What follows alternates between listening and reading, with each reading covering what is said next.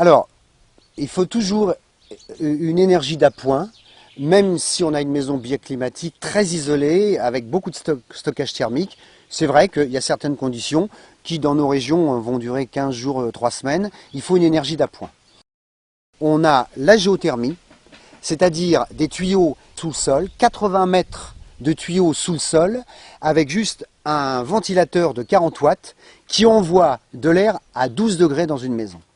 C'est-à-dire que par moins 16, on peut avoir une maison à au moins 10 degrés pour 40 watts, c'est-à-dire même pas une petite ampoule.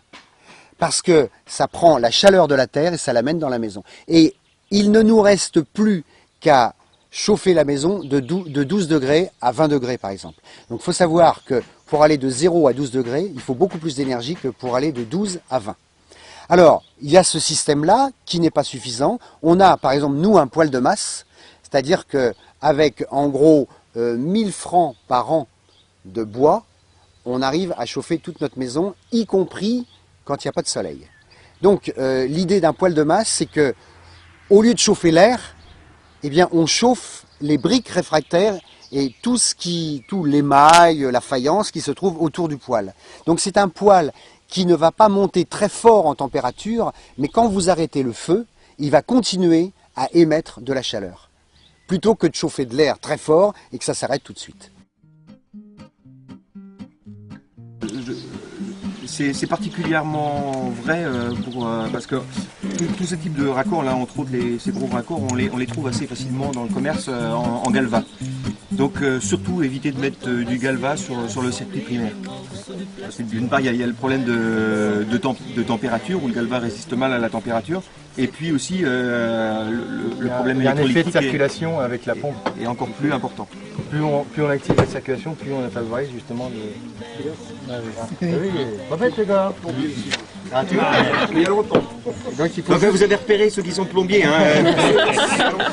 Il faut juste gratter les filets, vous voyez, pour faire des crans comme ça. Ce qui fait que quand vous allez mettre votre filasse, elle ne va pas glisser et elle ne va pas se retrouver poussée du joint. Parce que vous allez cirer, puis évidemment ça fuit toujours.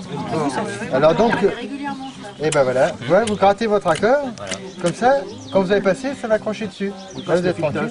Voilà, vous faites des crans dessus avec une lame de scie à béton.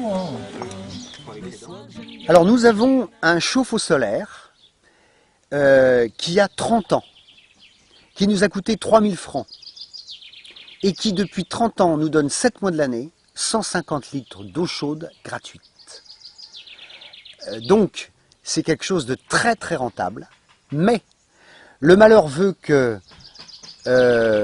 on veuille faire de l'argent avec ça et qu'aujourd'hui pour avoir un chauffe-eau solaire il faut mettre entre 50 et 60 000 francs. Nous, on n'est pas du tout d'accord avec ça. On n'est pas du tout d'accord avec des maisons écologiques inabordables pour le commun des mortels.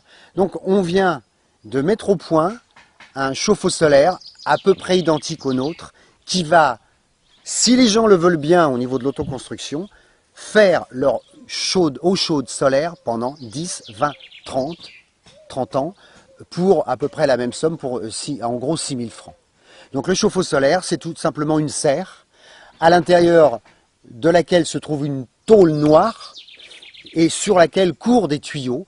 L'eau chaude va se chauffer à l'intérieur de la serre, et va sortir au robinet entre 50 et 60 degrés, environ entre 6 et 7 mois de l'année.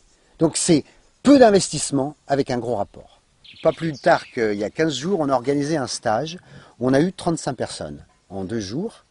Et à la fin du stage, j'ai posé la question, quels sont ceux qui, honnêtement, feront leur chauffe-eau solaire dans l'année qui vient? Plus de 2 tiers de réponses positives. Ça veut dire qu'il y avait des gens, hommes, femmes, qui n'y connaissaient rien. Et d'ailleurs, quand les gens viennent, ils disent moi j'y connais rien. Mais je dis c'est surtout pour vous que c'est là. Eh bien, les gens, ils apprennent à souder, ils apprennent à sertir, ils apprennent à visser, ils apprennent à couper le verre, ils apprennent à isoler, ils apprennent à faire des entailles à mi-bois. Et à partir de là, en 2 jours, je vous promets que quelqu'un qui ne sait rien faire, mais qui décide de se prendre en main, eh bien, pourra faire son chauffe-eau solaire.